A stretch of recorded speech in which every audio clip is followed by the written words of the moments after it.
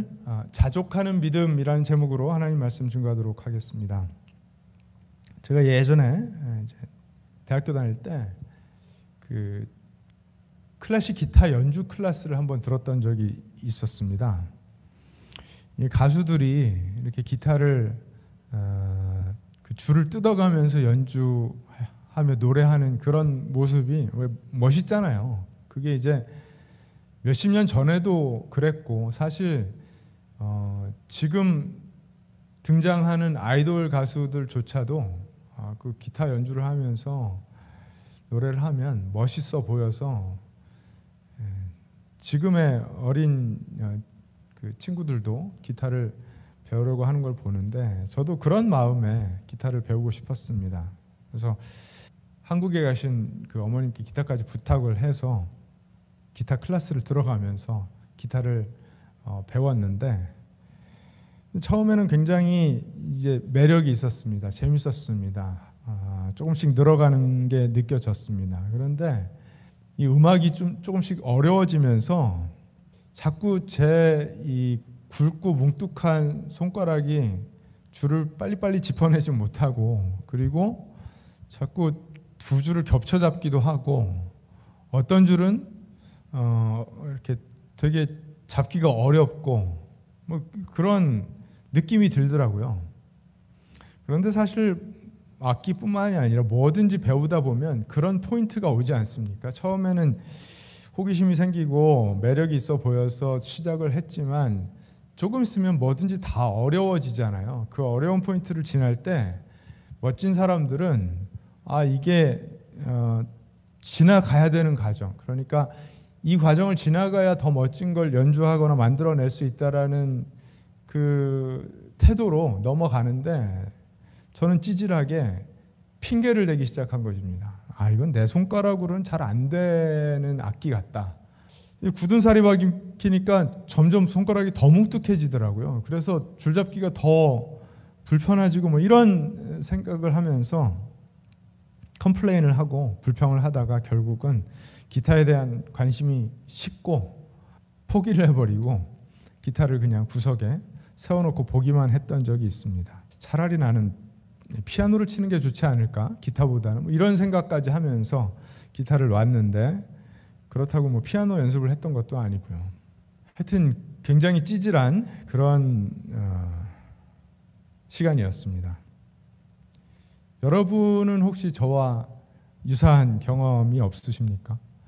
기타를 배우는 일이 아니더라도 불평이 핑계로 연결되어서 내가 멋지다고 생각하며 시작했던 일을 포기하거나 그래서 실패하게 된 일들 아마 한두 번쯤은 있으실 거라고 생각을 합니다.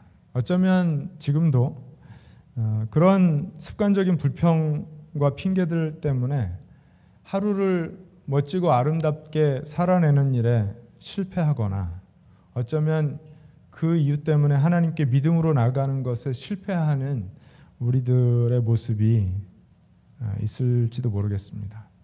하나님은 우리가 그런 불평과 핑계 때문에 포기하거나 실패하는 사람들이 되기를 원하지 않으신다고 믿습니다. 하나님은 우리가 불평과 핑계의 사람들이 아니라 만족과 감사의 사람들이 되기를 원하십니다. 우리의 만족과 감사로 우리의 이웃들에게까지 안정감을 주고 용기를 주고 힘나게 하는 그런 사람들이 되기를 하나님은 원하십니다. 그런데 그렇게 불평과 핑계가 만족과 감사로 바뀌는 것이 세상 사람들이 흔히 이야기하는 정신승리를 말하는 것은 아닙니다. 정신승리 말 많이 하죠. 그래서 그리스도인들의 신앙이 정신승리하려는 거 아니야, 이런 눈으로, 이런 관점으로 바라보는 분들이 세상에 많은 것 같더라고요. 근데 그렇지 않습니다. 세상 사람들이 하는 정신승리는 뭐 이런 거예요. 가난한 게 더 순수한 거야. 부자들은 다 타락했지. 그래서 나는 고상하게 가난을 유지하면서 살 거야. 가난하면 어렵잖아요, 사는 게. 가난하면 어렵고 불편한 일 투성이인데 그게 마치 그렇지 않은 척 하면서 억지로 우월감을 만들어낸다면 그건 억지스러운 정신승리일 거라고 생각을 합니다. 뭐 시험에서 낙제하는 점수를 받아놓고 야, 이번 시험은 어차피 문제가 너무 어려웠어. 이거 다들 못 봤을 거야 아마. 선생님이 문제를 잘못 출제해서 그런 걸 거야. 실제로는 시험 준비를 제대로 안 했기 때문이고 또 게으름을 부렸기 때문인데 자기 실력 부족을 외부 요인의 핑계를 대며 위로하는 정신승리 있죠. 자기 직장 동료가 승진을 했는데 야, 그거 어차피 승진하면 스트레스 더 받고 야근도 해야 되고 그래서 승진 안 하고 이렇게 있는 게 훨씬 좋아. 사실은 마음이 굉장히 아쉬운데 그 아쉬운 마음을 달래기 위해서 그 결과를 좋게 포장해 버린다면 그건 그야말로 정신승리에 그치는 그런 일입니다. 그런데 복음이 말하는 불평과 핑계가 만족과 감사로 변하는 자족하는 믿음은 그런 정신승리가 아닙니다. 오늘 이제 우리가 함께 읽은 빌립보서 4장에 사도 바울이 그 지점을 우리에게 잘 설명하고 있다라고 생각을 합니다. 사도 바울은 우리가 잘 아는 것처럼 하나님 말씀에 순종해서 이방인들을 위한 선교 사역을 감당하는 가운데 정말 많은 역경을 지났습니다. 물론 이제 자신을 잘 서포트하고 그리고 자신의 전하는 설교를 잘 새겨 듣는 그런 건강한 공동체에 머물면서 뭐 좋은 교제를 하고 또 풍성한 말씀을 나누는 때도 있었지만 줄곧 어려움이 많았습니다. 고린도후서 11장에 보면 바울이 이런 말을 해요. 유대 사람들에게서 마흔에서 하나를 뺀 매를 맞은 것이 5번이요 채찍으로 맞은 것이 3번이요 돌로 맞은 것이 1번이요 파선을 당한 것이 3번이요 밤낮 꼬박 하루를 망망한 바다를 떠다녔습니다. 자주 여행하는 동안에는 강물의 위험과 강도의 위험과 동족의 위험과 이방 사람의 위험과 도시의 위험과 광야의 위험과 바다의 위험과 거짓 형제의 위험을 당하였고 수고와 고역에 시달리고 여러 번 밤을 지새우고 줄이고 목마르고 여러 번 굶고 추위에 떨고 헐벗었다고 말합니다. 우리가 상상할 수 있는 모든 역경과 고난을 다 마주하면서 하나님께서 맡기신 사명을 그가 감당했었던 것입니다. 그가 이런 어려움들을 감당하면서 나는 하나님을 믿기 때문에 이런 것들은 하나도 힘이 안 들었습니다 라고 이야기하지 않습니다. 실제로 죽을 뻔했고 고통스럽고 배고팠고 추웠다라고 이야기를 합니다. 그런데 오늘 말씀해 보니까 그가 그러한 과정 속에서도 스스로 만족하는, 즉 자족하는 비결을 배웠다라고 이야기를 합니다. 하나님이 맡기신 일들을 감당하면서 겪는 일이라고 치면 그거 너무 가혹하고 너무 비참하고, 만약에 누군가가 자기 일에 대하여 삶에 대하여 불평을 할 수 있다면, 해야 한다면 그건 당연히 바울 사도여야 될 정도로 비참한 상황들을 많이 겪었고, 지금 이 빌립보 교회 편지를 쓰는 이 상황도 참 비참한 상황인데 그가 스스로 만족하는 비결을 배웠다라고 말하는 것은 둘 중 하나죠. 정신승리이든지 아니면 실제로 그가 어떤 비결을 배운 것이든지. 굉장히 수수께끼 같은 말이 아닐 수가 없습니다.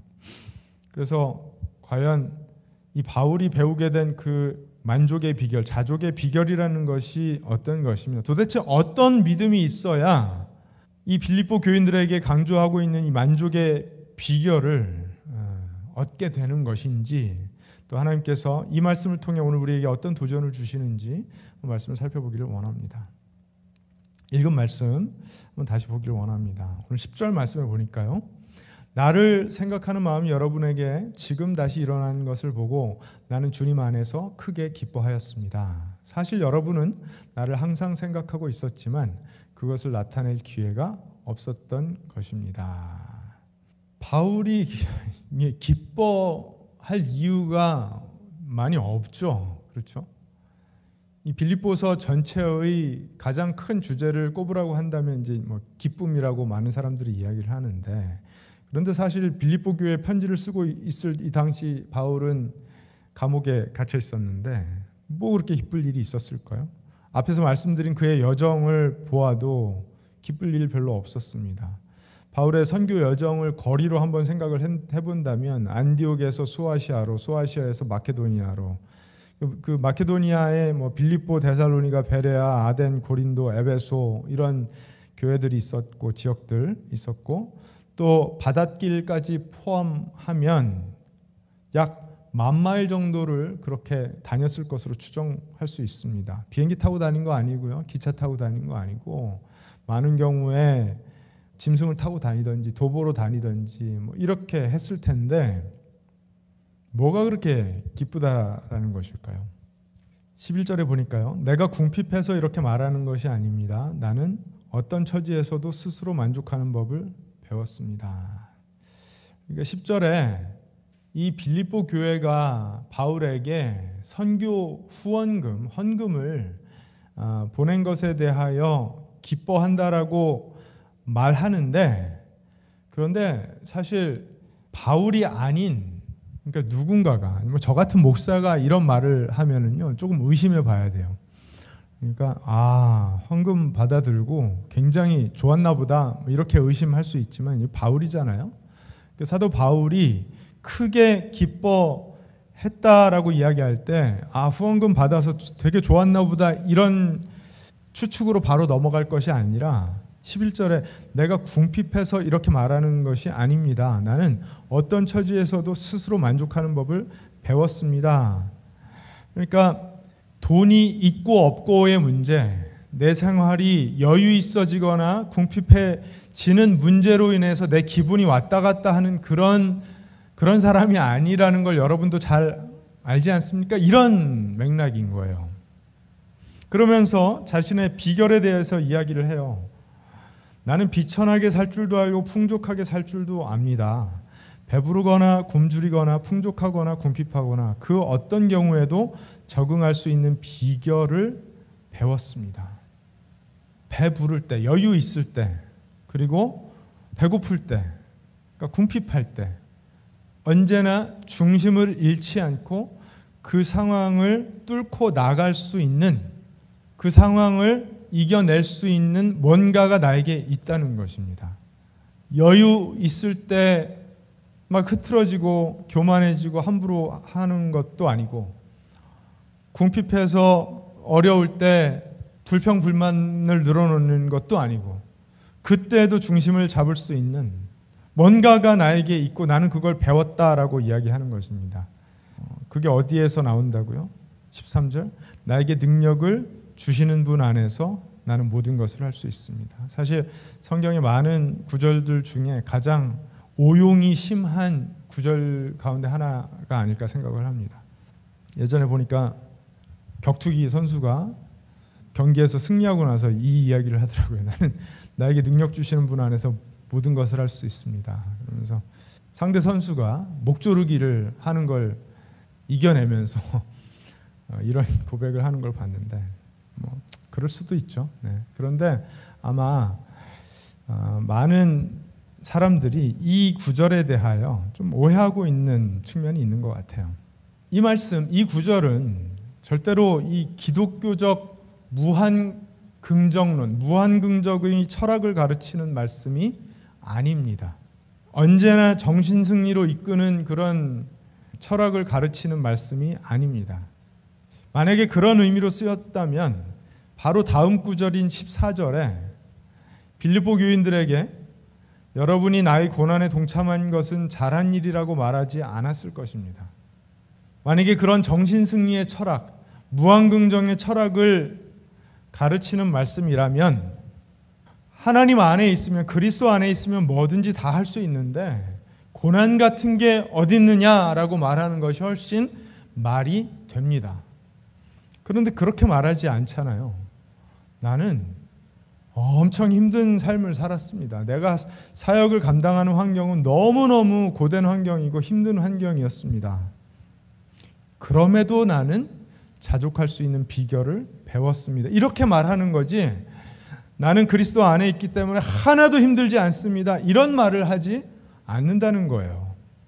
예전에 제가 샌디에고에서 교회 다닐 때 저희를 이끌던 그 젊은 전도사님이 그 하루의 사역을 다 마치고 이제 되게 피곤하다 뭐 이렇게 이야기하는 걸 어떤 좀 나이 드신 집사님이 들으셨나 봐요.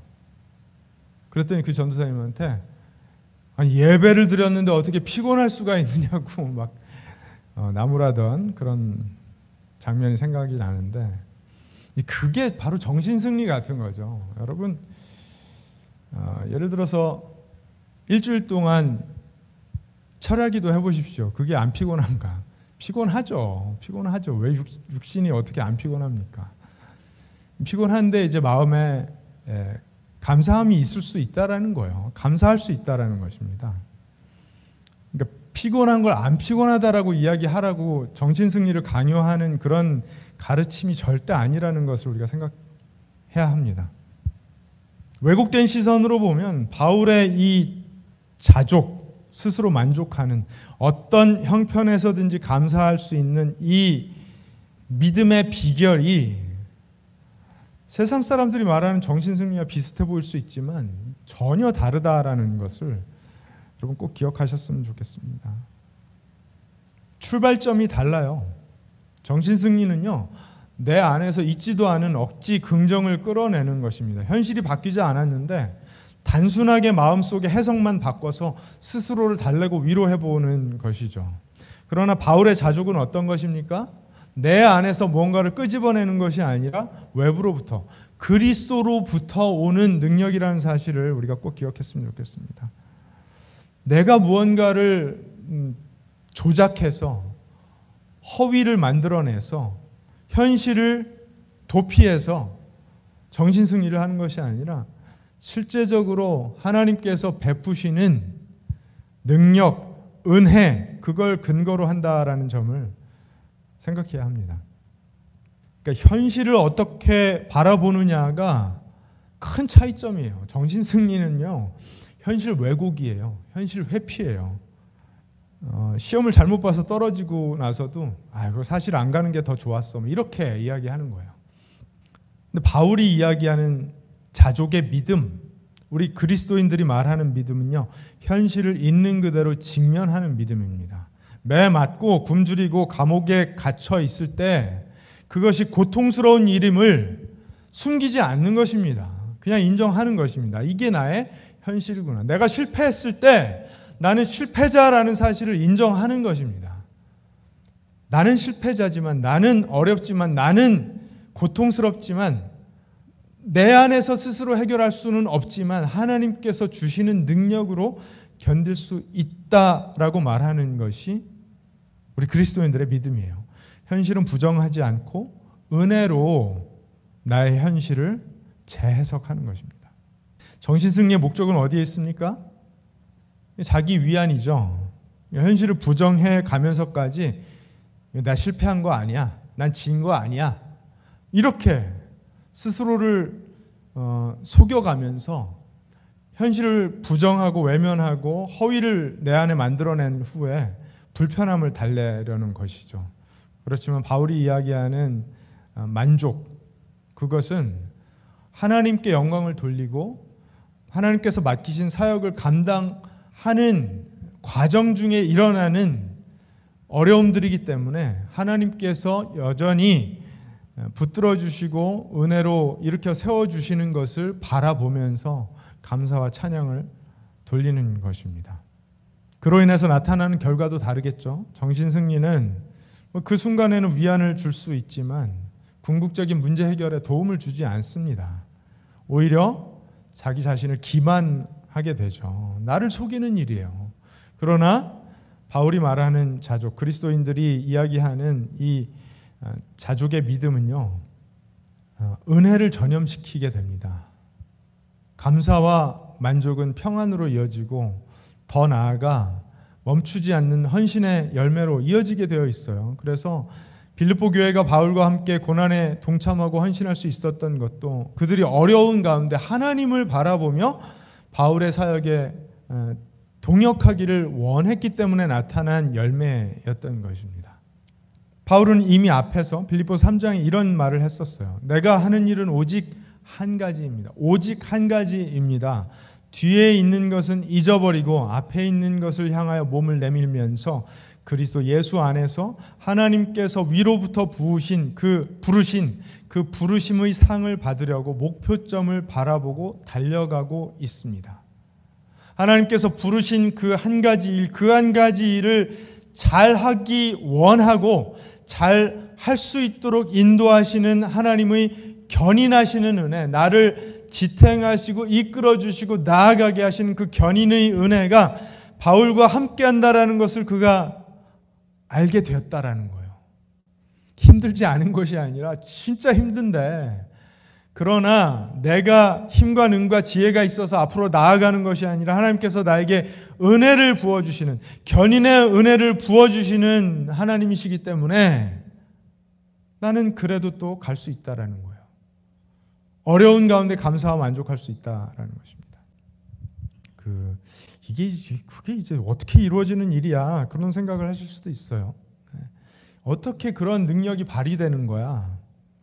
Southern Seminary의 알 몰러 총장님, 이분 이제 유명한 분이죠. 이런 말을 했습니다. 우리가 살고 있는 시대의 대부분의 사람들이 던지는 근본적인 질문은 나는 잘 지내고 있는가 또는 나는 행복한가이다. Am I well? Am I well? 또는 Am I happy? 여기서 잘 지낸다 또는 나는 행복하다라는 것은 심리적 차원의 안녕을 의미합니다. 현대인들에게 이런 사고 방식은 너무나 당연한 것으로 여겨집니다.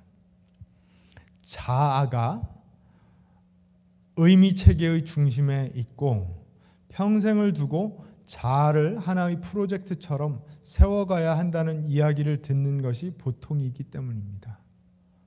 그래서 대부분의 미국인들은 자기 삶의 가장 큰 문제를 자신에게 일어난 어떤 일로 여기고 그 해결책은 자기 안에서 찾을 수 있다고 생각합니다. 이거 미국 사람들만 해당되는 이야기 아니라 한국 사람들에게도 당연히 해당되는 이야기라고 생각합니다.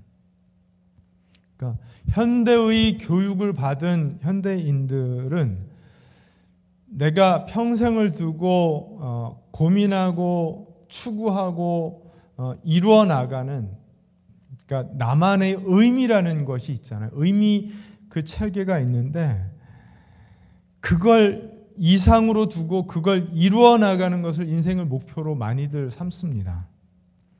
그런데 그걸 방해하는 일들이 내 인생에 펼쳐지잖아요. 내가 꿈꾸는 나의 이상, 나의 wellness, 나의 happiness를 추구할 때 그 의미 체계의 방해거리로 들어오는 요소들이 넘어야 될 넘어야 될 장애물이라고 생각하는데 그걸 어떻게 넘으려고 하냐면 내 안에서 능력을 발견해서 개발해내서 그 문제를 풀 수 있다고, 그 장애를 넘어갈 수 있다고 생각한다는 거예요. 설명을 합니다. 그들은 외부의 문제를 내부의 해답으로 풀 수 있다고 믿는 것입니다. 그러나 복음은 정반대로 말합니다. 우리의 문제는 내부에 있는 문제이며 결국 우리 삶에 찾아오는 가장 큰 문제는 외부로부터 발현되어서 방해거리로 다가오는 것이 아니라 내가 경험하는 진짜 문제는 어디에 있다고요? 내 안에 있다고요. 그리고 내 안에 있는 문제를 어떻게 해결할 수 있다고요? 외부로부터 오는 해답, 즉 하나님께서 우리에게 주시는 해답으로만 해결할 수 있다라고요. 우리의 문제는 내부에 있는 문제이며 그것은 외부에서 오는 해답, 곧 우리에게 속하지 않은 의로만 해결될 수 있다는 것입니다. righteousness로요. 우리에게 그런 성향이 있다는 것입니다. 이것이 현대인들의 성향이에요. 그런데 예전 사람들이나 지금 시대의 사람들이나 동일한 게 있어요. 뭐냐 하면 불완전한 것 앞에서 불편을 느끼는 건 똑같아요. 그래서 이상적인 것을 꿈꿉니다. 우리에게 불평이 있다는 것은요, 본질적으로는 우리가 완벽한 것을 동경하고 있다는 걸 반증하는 것이기도 합니다. 그래서 어쩌면 당연한 거예요. 어쩌면 본능적인 거예요. 그 완벽에 대한 갈망이 우리 안에 있는데 이게 우리를 더 불편하게 하고 어렵게 하는 것은 우리 스스로 그걸 해결하기가 너무 어렵기 때문에 불편하고 불만족스러운 것이거든요. 근데 그걸 그냥 있는 그대로 인정하면 됩니다. 아, 그런 거구나. 그래서 나는 도움이 필요하구나. 아무리 그런 문제들을 내가 문제들에 대하여 초연하게 살기로 마음을 먹고 또 그렇게 살려고 애를 써도 우리는 결코 이 문제를 스스로 극복할 수가 없습니다. 이것은 5살짜리 아이로부터 죽기 일보 직전의 노인이라 할지라도 마찬가지의 이야기예요. 스스로는 그 문제를 해결할 수가 없고 우리는 도움이 필요한 존재들입니다. 살다 보면 그런 어렵고 힘든 일들 때문에 마음에 불평이나 불만이 슬금슬금 이렇게 올라올 때가 있습니다. 뭐 툭툭 튀어나올 때도 있죠. 이 자연스러운 일인데 바울도 자신이 처한 상황이 춥고 배고프고 어렵다라는 사실을 숨기지 않았어요. 나중에 이제 디모데 전서 후서를 보면 추우니까 옷 좀 갖다 달라 뭐 이런 이야기 합니다. 너무 무료하니까 읽을 거리 좀 갖다 달라, 책 좀 갖다 달라 뭐 이런 이야기도 솔직하게 이야기합니다. 그러니까 힘들고 불편한 현실이 있다라는 것을 인정합니다. 왜냐하면 우리는 본능적으로 완벽하고 더 좋은 것을 갈망하도록 만들어졌기 때문에 그 처한 현실의 부족함, 불완전함, 그걸 불편하게 느끼고 거기에 대해서 완전함을 동경하는 것 자체가 죄가 아니라는 사실을 우리가 꼭 기억했으면 좋겠습니다. 그런 마음이 생기면 나는 죄를 지었어. 크리스찬이 이런 마음을 품으면 안 되지. 아니에요. 그거는 현실 부정이에요. 그러나 그 자체가 오히려 더 좋은 곳, 즉 하나님께서 우리를 위하여 태초에 예비하셨던 뭔가가 있다라는 것을 그리워하고 있다라는 증거가 될 수 있기 때문에 그걸 당연하게 여길 수도 있어야 돼요. 그런데 그것이 불평, 원망 또는 불신으로까지 나아가면 그게 죄가 된다라는 거예요. 잠깐의 불편한 감정이 하나님을 의심하는 원망으로 이어지고 혹시라도 굳어지게 되면 그게 문제가 되고 죄가 된다라는 것입니다. 그래서 무슨 일이든지 불평하거나 따지지 말고 하라고 바울이 빌립보서 2장에 이미 당부를 했습니다. 그 불평이 계속되면 결국 하나님께서 나를 정말 돌보고 계신가 하는 믿음이 의심으로 이어지기 때문에 그런 거죠. 바울이 최악의 상황, 그러니까 맞고 막 죽을 고비를 넘기고 배가 파산하고 또 다시 감옥에 갇히는 이런 최악의 상황 속에서도, 불편한 상황 속에서도 불평을 선택하는 대신 믿음, 만족, 감사를 선택했던 것은 그가 어떤 상황 속에서도 변함없이 그를 인도하시고 이끌어주시고 은혜를 베푸시는 하나님을 바라봤기 때문에 품을 수 있었던 비결이라는 사실을 우리가 볼 수 있으면 좋겠습니다. 저와 여러분도 힘든 상황 속에서 올라오는 불평들 있잖아요. 툭툭 튀어나오지 않습니까? 그것으로 인해서 내 주변 사람들이 못마땅해 보이고 미워 보이고 내가 이렇게 힘든 이유를 제공한 원망스러운 사람들로 보이기도 하고 뭐 별의별 생각들이 다 듭니다. 환경을 다 갈아엎혀서 완전히 바꿔보고 싶기도 하고 이사를 가고 싶기도 하고 이민을 가고 싶기도 하고 하여튼 여러 가지 파급 효과로 이어지게 되어 있어요. 그런데 그렇게 해서는 해결이 안 됩니다. 우리에게는요, 외부로부터 오는 하나님께서 주시는 그 능력이 필요해요. 우리 이웃과의 관계 속에서도 마찬가지입니다. 바울과 이 빌립보 교회의 관계를 생각해 보면 좋겠어요. 그 13절의 말씀에서 14절의 말씀으로 넘어갈 때 정말 중요한 것 같습니다. 내가 여러분으로부터 그런 그 도움을, 헌금을 받아, 그러니까 후원금을 받아서 참 기쁩니다. 기쁜데, 그런데 내가 여러분에게 뭔가를 바라기 때문에 이런 말을 하는 것이 아니라는 점도 알았으면 좋겠습니다. 그럼에도 불구하고 14절, 여러분이 나의 고난에 동참한 것은 잘한 일입니다. 여러분, 만약에 이 이야기를 바울 사도가 아니라 저 같은 허접한 목사가 만약에 편지를 썼다면 그 동기를 마땅히 좀 의심해 볼 필요가 있습니다. 아, 이거 헌금 계속 보내라는 이야기구나. 여러분이 나의 고난에 동참한 것은 참 잘한 일입니다. 이 칭찬을 하는 듯 하면서 계속해서 잊지 말고 꼬박꼬박 후원금을 보내십시오. 이렇게 말하는 것 같이 들려요. 동기가 의심스럽습니다. 그런데 바울이 이렇게 말할 때는요, 그가 하나님 앞에서 당당하기 때문에 이런 말을 했다라고 저는 믿습니다. 17절에 또 그렇게 말하잖아요. 나는 선물을 바라지 않습니다. 나는 여러분이 장부에 유익한 열매가 늘어나기를 바랍니다. 이거 진짜 이 10대 청소년이 들어도요, 사도 바울 이거 속의 동기를 너무 숨기고 가면 쓰고 하는 이야기 아닌가, 이런 의심이 들 만한 이야기예요. 헌금 또 보내기를 바라고 있으면서 왜 안 바라는 것처럼 이런 식으로 이야기를 하나, 그런 생각이 들 수가 있어요. 그런데 그렇지 않은 거죠. 이런 전제가 깔려 있는 것 같아요. 빌립보 교회 여러분, 여러분들이 헌금을 보내셔서 난 참 기쁩니다. 내가 여유가 생겨서 기쁜 것이 아니라 여러분이 하나님께 그런 헌신하는 믿음을 갖게 된 것이 나는 너무나 기쁩니다. 그 이야기를 하는 거거든요. 혹시라도 여러분이 여러분의 사정 때문에 헌금을 멈출 수밖에 없다면 나는 그것도 괜찮습니다. 왜냐하면 나에게는 넉넉할 때나 어려울 때나 감사와 만족으로 하나님 앞에 살 수 있는 비결을 배웠기 때문에 그렇습니다. 괜찮습니다, 나는. 여러분이 나에게 헌금을 보내는 것, 나에게 선물을 보내는 것은 여러분이 하나님께 칭찬받을 일이기 때문에 하나님과의 관계 속에서 해결할 일입니다. 그 이야기를 하는 거예요. 나도 여러분들에게 헌금을 받던 받지 않던 하나님과의 관계 속에서 하나님이 나에게 은혜를 베푸시고 하나님이 나를 세우실 것이기 때문에 나는 괜찮다라는 말을 하는 것입니다. 야, 무슨 말을 이렇게 하나.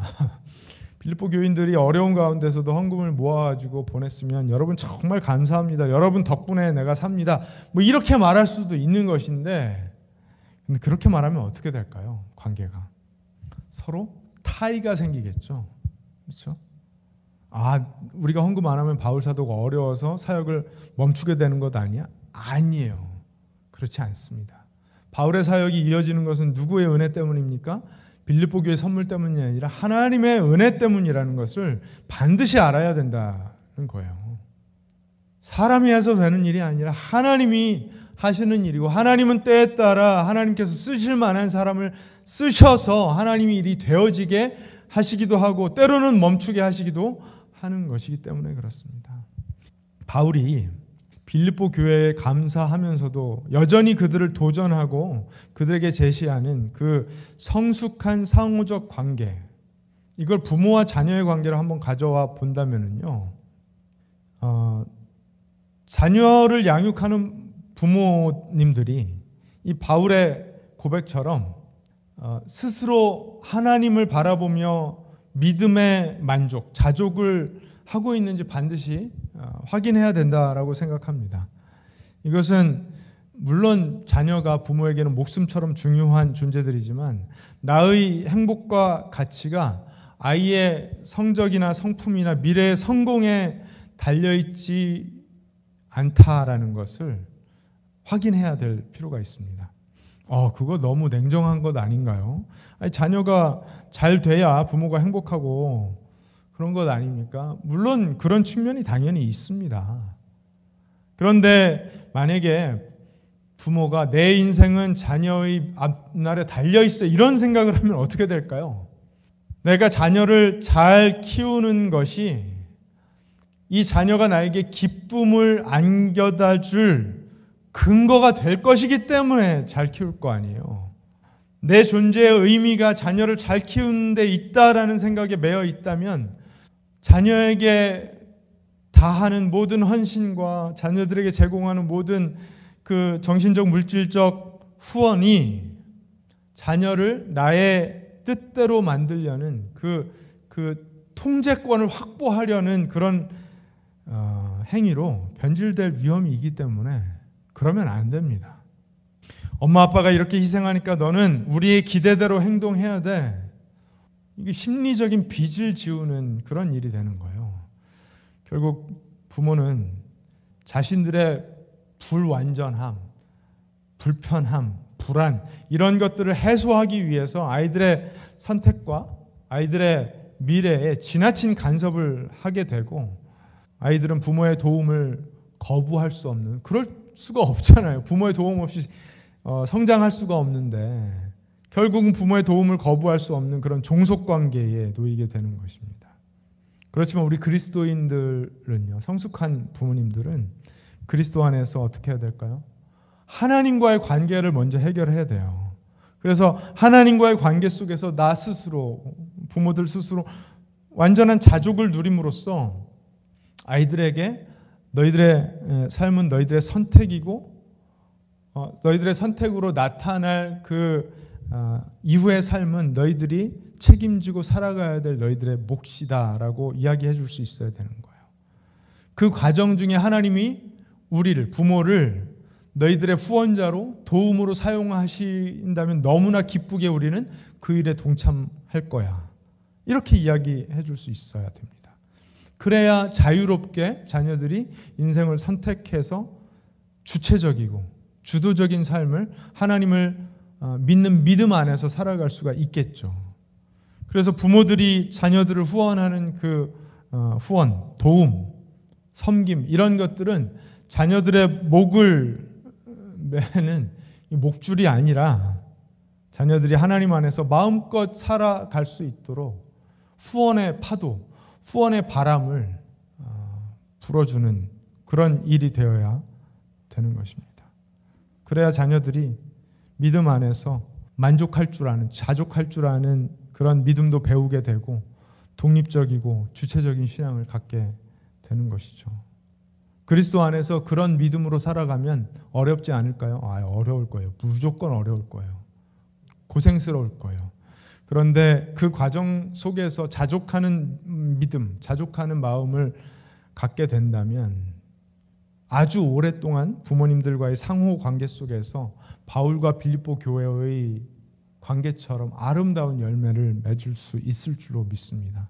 그러나 그런 마음이 없다면, 그래서 부모의 미성숙함 때문에 자녀의 인생을 올가매는, 목줄 매는 그런 헌신, 그런 사랑의 수고를 만약에 하려고 한다면 복잡해집니다.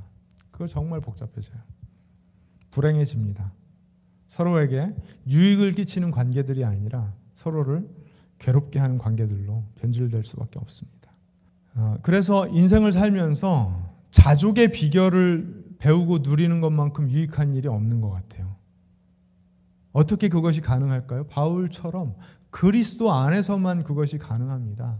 행복 가득한 꽃길을 가기 때문에 그럴 수 있는 것이 아니라 바울처럼 어려운 상황을 지나면서도 그리스도 안에서 이것이 가능하다라는 것을 오늘 말씀이 우리에게 가르치고 있습니다. 사랑하는 여러분, 하나님은요, 오늘 저와 여러분들에게 이 신비롭고도 강력한 이 메시지 안으로, 이 미스테리 안으로 들어오라고 저와 여러분을 초청하고 계십니다. 그래서 바울의 말처럼 우리의 인생의 장부에 유익한 열매가 많이 늘어나기를 하나님께서 원하십니다. 내가 여기에서도 봉사했고 저기에도 섬겼고 헌신했고 했으니까 저 사람들이 나에게 감사해야 돼, 나를 인정해 줘야 돼, 이런 생각 없이 하나님만 아시면 된다.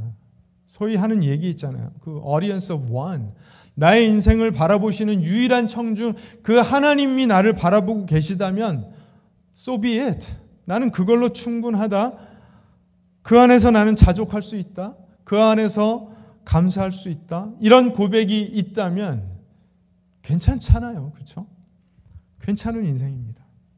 손가락이 너무 뭉툭하고 굵고 짧아서 도저히 내 악기가 아니라고 생각했던 그 기타를 가지고 저는 수년 동안 교회에서 찬양 인도자로 섬기는 동안에 그냥 기타 연주를 많이 했습니다. 대단히 듣기 좋은 훌륭한 연주를 했던 것이 아니라 찬양 인도할 때 이렇게 쳤죠. 그냥 쳤는데, 그런데 그때는 그 하나님을 찬양하는 일이 너무 신나고 즐거워서 그게 그때 손가락이 굵었는지 뭉툭했는지 그런 거 생각도 잘 안 났습니다. 굳은 살이 배기고 떨어지고 수없이 해도 그냥 신나게 언제나 연주했습니다. 실수할 때도 많았고 듣기 싫은 소리들이 날 때가 많았지만 감사하게 되게 신나게 재밌게 할 수 있었습니다. 노래도 어설펐고 연주도 잘 못했지만 그렇게 신나게 재밌게 즐겁게 찬양 인도할 때 제가 적어도 바라보니까 그 함께 찬양하시는 성도님들의 표정이 진심처럼 보이더라고요. 하나님 찬양하는 그 모습이 너무 좋더라고요. 그래서 노래도 잘 못하고 연주도 엉망이지만 그때 찬양 인도를 하면서 경험했던 그 기쁨 때문에 그 기타가 쓰임을 받았습니다. 그때 일들을 만약에 녹화를 해서 제가 다시 본다면 이거 진짜 무슨 기타를 저 따위로 치냐, 노래를 왜 저렇게 하냐 이런 생각이 들겠지만 제 아내의 말에 의하면 그때 멋있어 보였다라고 그러더라고요. 여러분, 여러분의 삶을 한번 돌아보시면 좋겠습니다. 이 불평이 가득한 사람이 있는 자리에는요, 그 자리가 아무리 좋은 환경이라고 할지라도요, 그 분위기가 안 좋아집니다. 주변 사람들 마음을 굉장히 불편하게 만듭니다. 불평, 불만 때문에 더 에너제틱하고 즐겁고 신날 수 있는 그 자리가 그 주변 사람들의 마음을 갉아먹어버리고 감사할 이유를 잊게 만드는 굉장히 전염성 강한 그런 불편한 마음들을 안겨주는 것 같습니다. 바로 그것이 사도 바울이 그토록 경계했던 모습인 것 같아요. 환경 때문에 그 환경에 매여서 또는 사람에 매여서 이리저리 흔들리는 그런 줏대 없는 믿음, 만족할 줄 모르는 믿음, 불평, 불만 가득한 사람들의 모습일 것입니다. 그런데 그리스도 안에서 그 자족의 믿음을 얻어 자족의 은혜를 체득한 사람들이 모이면 거긴 참 다르죠. 분위기 좋습니다. 그런 자리에는요, 내게 능력 주시는 자로 인해서 충만해진 그 사람들의 감사와 만족과 또 미래를 바라보는 소망이 옆에 있는 사람들에게 전염이 되죠. 무언가를 요구하지 않으면서도 언제나 헌신할 준비는 되어 있는 그런 신나는 마음이 생깁니다. 편안하면서 동시에 굉장히 용기가 생기고 당당해지고 작은 어려움들 얼마든지 이겨낼 수 있는 감사와 기쁨이 흘러넘치는 그런 자리가 될 수 있습니다. 똑같은 환경 속에서도요, 어떤 사람들이 모이느냐에 따라 그 분위기가 전혀 달라질 수 있습니다. 사랑하는 여러분, 우리의 모습이 서로에게 그렇게 위로가 되고 힘이 되고 여러분이 나의 괴로움에 참여한 것은 잘한 일입니다 라고 격려하고, 그렇지만 그 관계를 어디까지나 그리스도와의 관계에 기반을 두는 건강한 믿음으로 바라보고 해석해내는 그런 여러분이십니까? 아니면 옆 사람을 불편하게 하는 불평, 불만 가득한 그런 입을 가진 여러분이십니까? 오늘 이 예배를 우리가 함께 드리면서 바울이 보여준, 또 빌립보 교회가 보인 그 멋진 믿음, 자족의 믿음을 체득하고 배워서 자족의 비결로 이번 한 주 또 그 후로 이어지는 삶 속에서 많은 풍성한 은혜를 많은 사람들과 나누는 그런 복된 주님의 통로가 되는 여러분 되시길 우리 주님의 이름으로 축복합니다.